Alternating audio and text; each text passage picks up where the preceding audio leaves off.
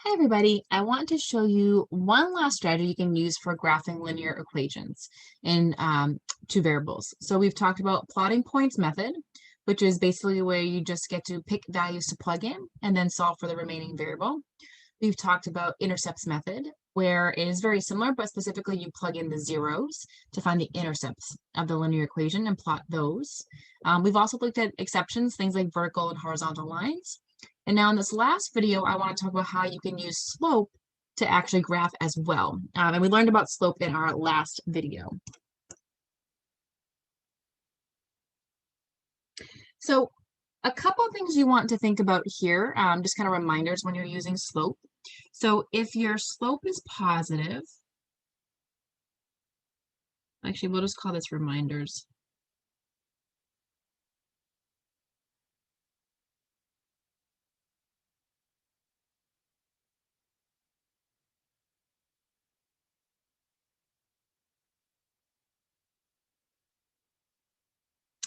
Then your line is going to be increasing. And of course, it could look a little different than that. I'm just kind of showing the general direction. If your slope is negative, so your m is less than 0,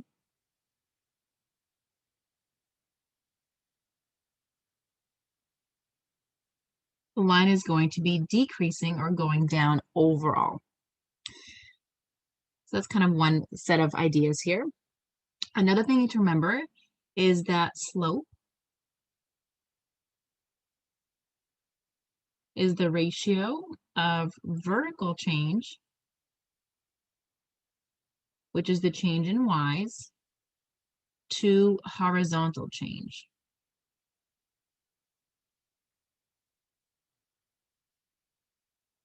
Which are your change in x's.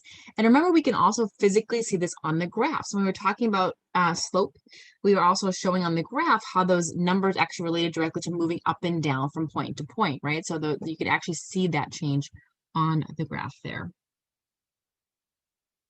And another quick thing we want to remember is that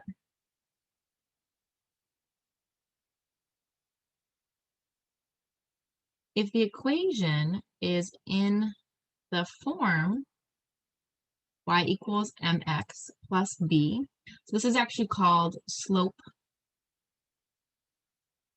intercept form. We can find the slope, which is the m, and y-intercept, which is the 0b, very quickly. And that's really the idea we're going to use here to help us graph, is particularly if we have an equation that is in this form y equals mx plus b, we can find that slope and the y-intercept very, very fast. So why don't we use them to help us graph? Now, if you're not in the form y equals mx plus b, then you could always solve to get into that form if you want to, or you can just use a different strategy to graph, right? You can always use plotting points, you could use intercepts. Even if you're in this form here, you could use plotting points or intercepts as well. So this is just a different strategy that we can use. All right, so I think this is sort of easiest just to hop in with an example here.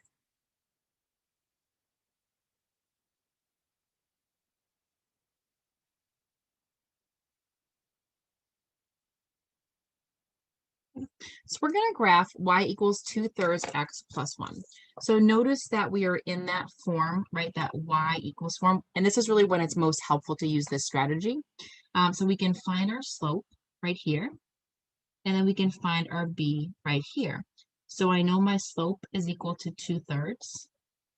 My b is 1, which means that my y-intercept is going to be 0, 1. Now, the other thing you want to notice is that our slope is positive, right? So because it's positive, the line is going to be increasing. So already without even doing really any work, I know a lot about my graph. I know that it has an intercept, a y-intercept at 0, 1. So that's 1 point on the graph. And I already know my slope is 2/3. I see that it's positive. So I know I have some sort of increasing line from left to right. So here's how we can graph using this information. So your first step is going to be to plot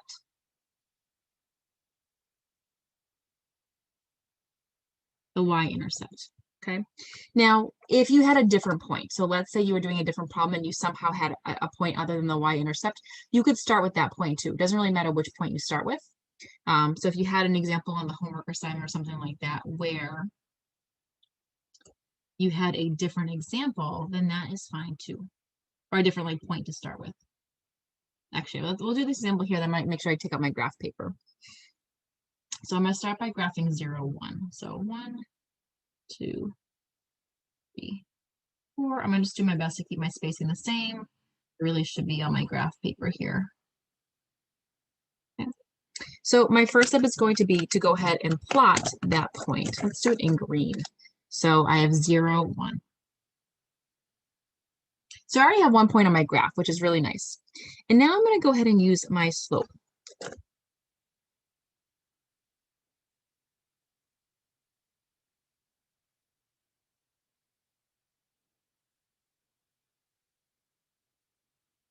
And you're going to use the slope to find the second point.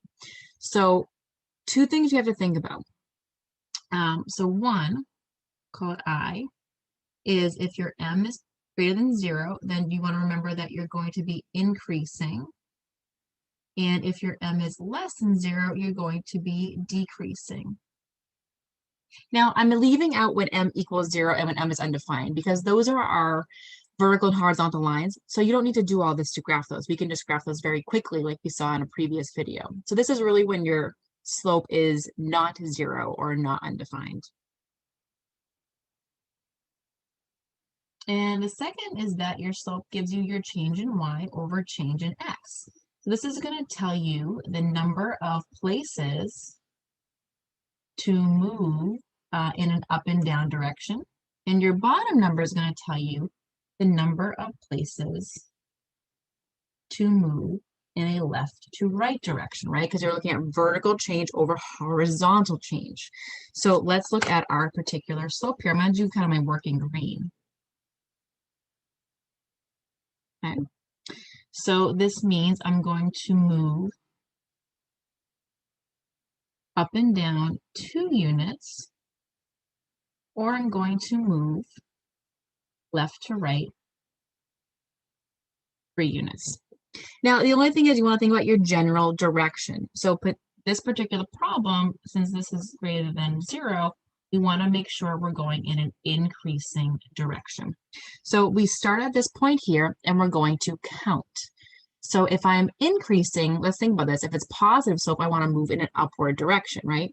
So if my slope is positive, we're going to go up 2 units from my starting point, 1, 2, and we're going to go over 3 units. I want this to be increasing, so I'm going to move to the right. 1, 2, 3, and that would be my second. Now, what we would do, of course, is take out our ruler here and draw a nice straight line. But that's how we can graph. We do it by counting. And you can check your graph there as well. So if you think about one of the last videos we did, we kind of drew our little triangle, right? We were able to check. So we saw the change of 1, 2, 3 here and 1, 2 going upward. So we saw that 2/3 change. Okay. So let's just talk one more thing here about direction. Okay. And I think I'm going to have to go to the next page because I'm running out of some.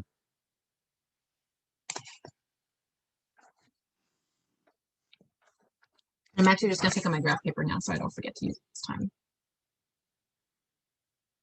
So when your m is greater than 0, you're going to be increasing.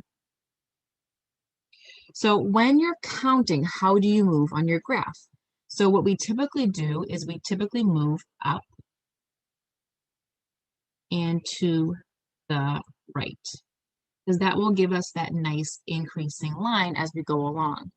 Now, sometimes you have to work backwards. So if you need to count backwards, you can do that too. If you were to move down and left, you would actually get still an increasing line.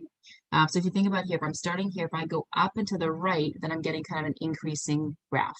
But if I also go down to the left, I'm still getting an increasing graph because we're always looking, increasing is from left to right.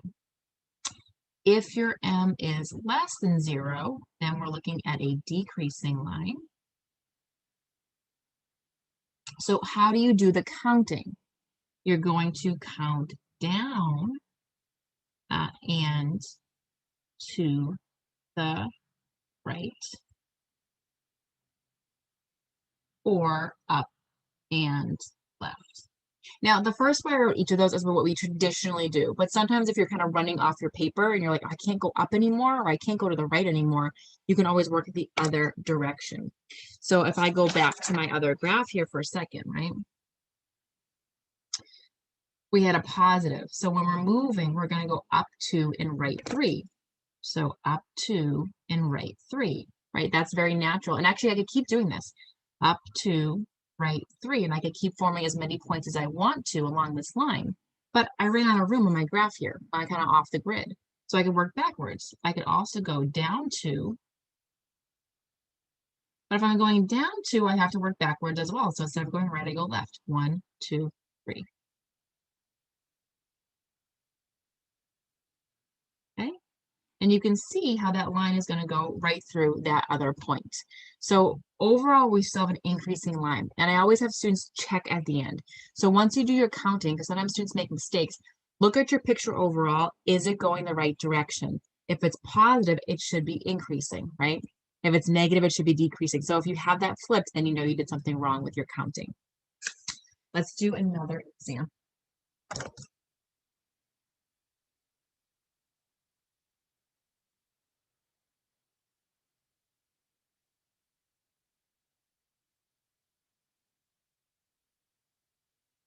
So y equals negative 3/4 x plus 5.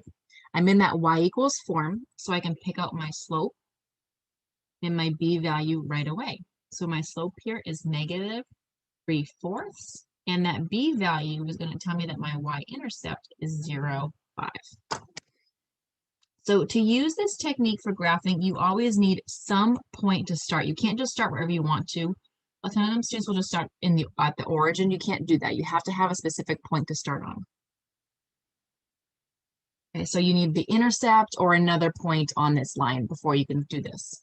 So I have 0, 1, 2, 3, 4, 5. So here's 5. I guess we'll stick with green. So here's 0, 5.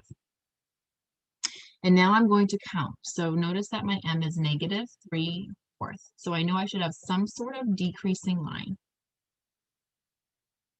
So what I'm going to do, I'm going to go down 3, right 4. So again, the top one is your up and down, the bottom is your left to right. And if it's negative, you're decreasing. So we're thinking about going down. We read graphs in general left to right. So that's why you're going to see me draw generally in the right direction. It's just easier. And then I can use that positive or negative to know if I'm going up or down. So I'm going to go down 3, 1, 2, 3, and I'm going to go right 4. 1, 2, 3, 4, and I put my point right there. And I'm going to just repeat this as many times as I want to. Down 3, 1, 2, 3, right 4, 1, 2, 3, and 4. Now, if I wanted to go the other way, I could still do that. So if you want to work backwards, you can. So instead of going down right, you will go up to the left. So I will go, let's see, up 3, 1, 2, 3, and left 4, 1, 2, 3, 4. You can see I'm off the grid here, but I could go in that direction. And then I'm just going to take out some sort of straight edge here.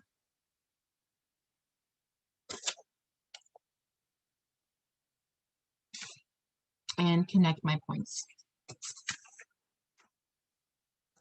Okay. Again, just double check the overall direction. My slope was negative, so I should have a decreasing line. So it looks like I went in the right direction here. So I feel pretty good about this one. Okay, let's do one more together.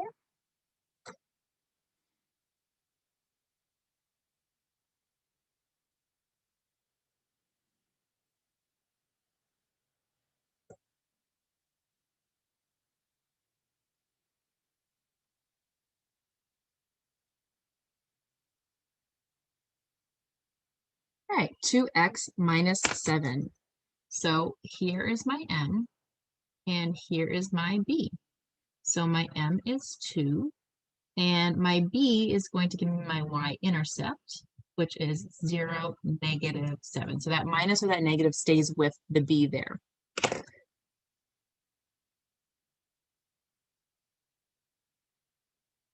All All right, I'm gonna make this graph a little bit longer because I know I have to go down to -7 there.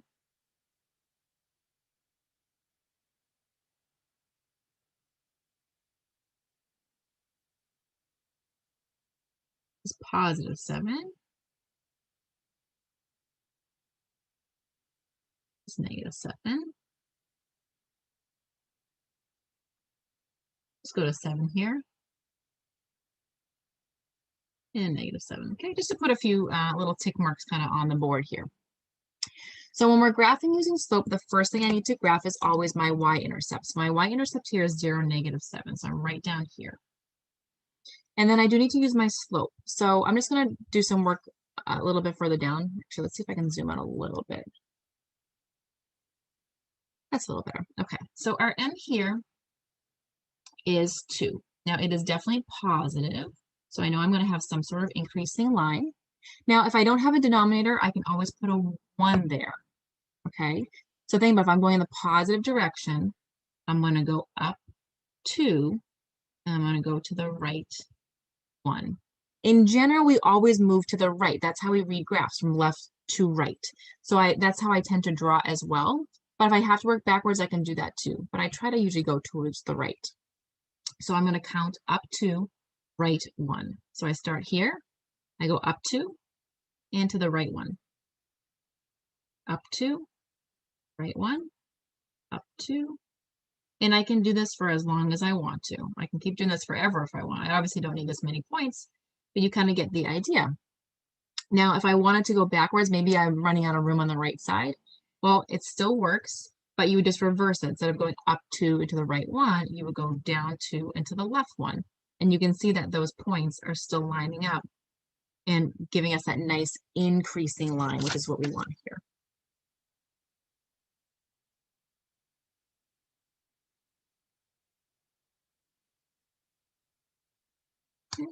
So there is our line. And again, just give it a quick check. My slope was a +2, so I should see a nice increasing line. My intercept is at -7, which is where I'm crossing. So I feel pretty good here. Hopefully I didn't make any other mistakes, right? But I feel good. I'm going in the right direction. I have that correct point. My starting point is my intercept, and I'm able to graph this, again, pretty quickly. So the strategy works well when we're already in that y= form. If we're not in the y= form, I would probably recommend a different strategy, or you'd have to solve to get in the y= form, okay? So the big thing to keep in mind, that is where students make the most mistakes, is just how they're counting. So for increasing, again, you're typically going up to the right, and for decreasing, you're typically going down to the right. Okay, so to the right is our normal direction when we read a graph. If you have to work backwards, then you're going the other ways. But overall, at the end, double check your picture. Make sure it's going in the right direction, which will help you to figure out if you counted correctly as well. So that is our just a third strategy that we can use here when graphing.